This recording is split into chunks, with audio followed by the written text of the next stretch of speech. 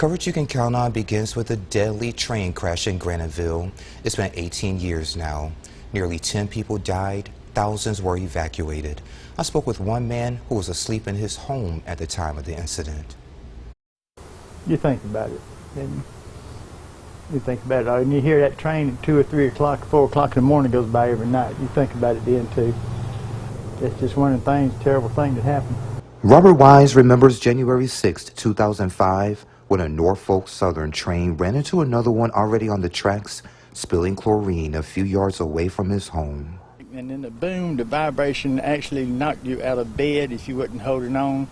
Got up immediately, didn't know what was going on, and in about 30 seconds, the neighbors in front of me were blowing the car horns trying to get their daughter-in-law out. 9 people died, at least 250 were treated for chlorine exposure.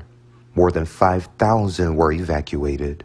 Good people. I mean, the truck driver, there was a truck driver parked 50 yards, 75 yards away from down here at Woodhead Division, Ground Specialty. He passed away in his sleep.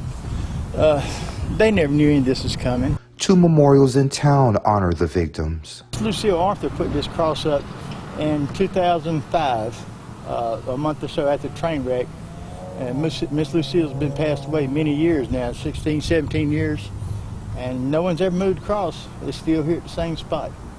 We've been here all these years. Miss Lucille put it up, nobody's touched it, nobody's wanted to. Nearly 20 years later, Wise says the area took a dip after the cotton mills closed down, but it's resilient. And the people in Graniteville fought and come back, and we're still coming back. We've had Christ Central come to our town. So we're still fighting every day, and we're going to get better every day. And Robert, again, thank you for sharing your story with me. Courts determined the health and environmental damage was worth millions of dollars, with the neighbors and the local plant settling lawsuits with Norfolk Southern. The last Graniteville lawsuit was settled back in 2011. The largest settlement was granted a few years after the crash.